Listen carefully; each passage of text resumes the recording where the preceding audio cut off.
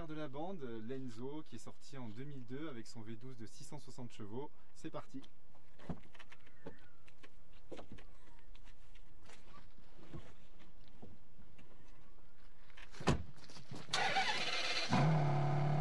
Bienvenue à bord de l'Enzo, donc la quatrième de la lignée, mais sûrement pas la dernière. Effectivement, depuis, il y a eu la FXX, mais la FXX n'est pas une supercar Ferrari homologuée pour la route. D'ailleurs, elle est homologuée nulle part.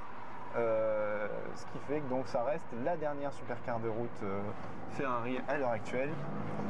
Et donc, bienvenue à bord. C'est parti. Évidemment, le V12 660 chevaux qui chante.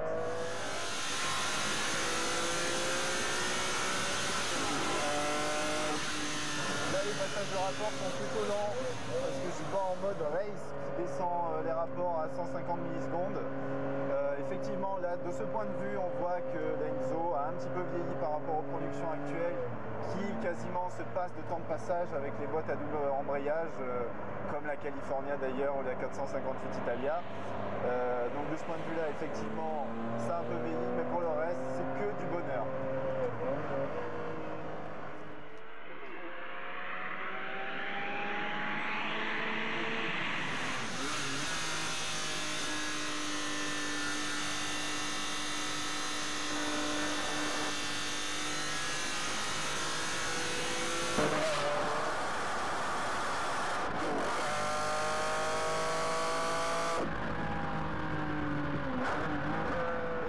Sont très efficaces et demandent un petit moment d'accoutumance parce que le dosage est un petit peu mou au début.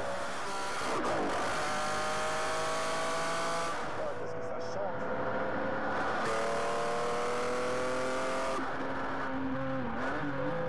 Pour être honnête, je la découvre en même temps que vous. J'en ai rêvé pendant longtemps. Et c'est vraiment, ce qui surprend d'abord, c'est sa facilité de conduite quand même. Un peu comme une Pagani, on s'attend vraiment à conduire des autos extrêmement dures, à tout point de vue, commande, suspension, etc.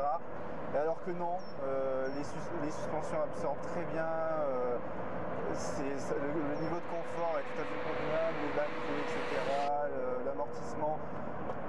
C'est vrai qu'au point de vue insonorisation, là on a plus l'impression d'être dans un proto du Mans parce que la coque en carbone renvoie tous les bruits, on est au courant de tout, etc. En se penchant un peu, on voit ses pieds, on voit les biais de direction, on fait vraiment corps avec la machine. C'est vrai que c'est une expression facile, mais là c'est réel. Et le plus étonnant, c'est que c'est facile. Et je profite de ce moment de pause pour vous faire une petite visite. Alors donc dans le cocon de carbone, on a quelques touches de cuir à droite à gauche. Au niveau modernité, il y a quand même la climatisation, des rétros électriques, mais pas de vitre électrique, pas de caméra de recul, juste un ordinateur de bord qui indique l'essentiel.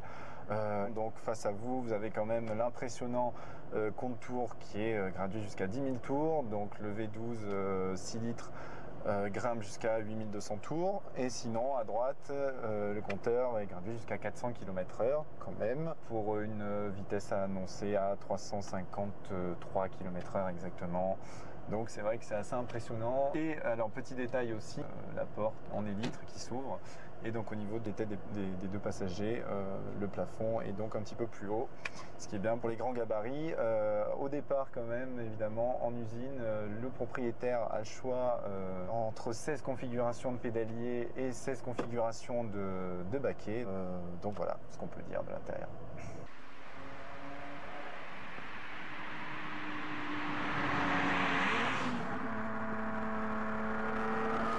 Un peu mouillé, donc disons qu'il faut y aller avec des gants, ce qui ne nous empêche pas d'un peu chanter.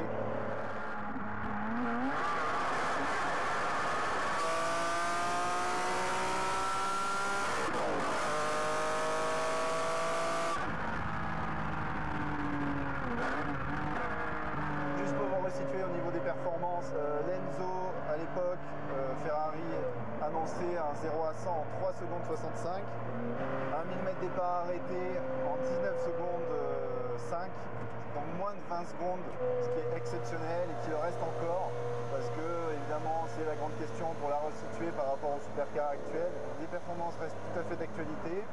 Là, on est vraiment dans un domaine de la super sportive, de compétition dédiée à la route.